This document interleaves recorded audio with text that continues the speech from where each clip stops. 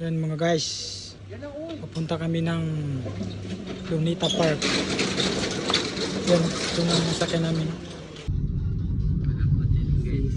Yan o, mga kasama natin. Yan o. Yan. Yan o, yan o, yan o. Grabe ang pormahan ng maso. Napaka-white pang sapatos niya o. Grabe. Yan mga guys.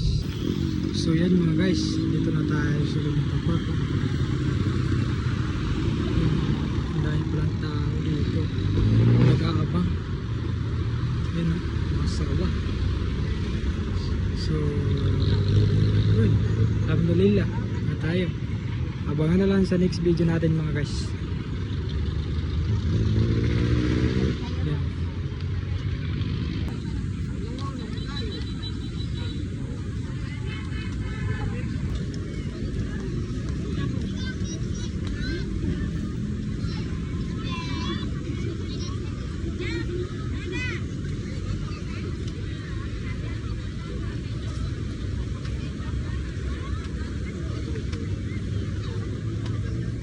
Yan.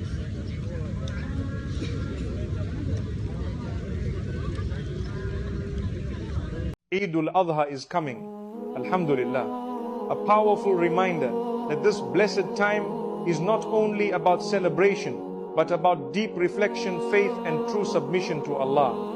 It teaches us the meaning of sacrifice, letting go of our ego, our bad habits, our sins, and everything that takes us away from the path of righteousness.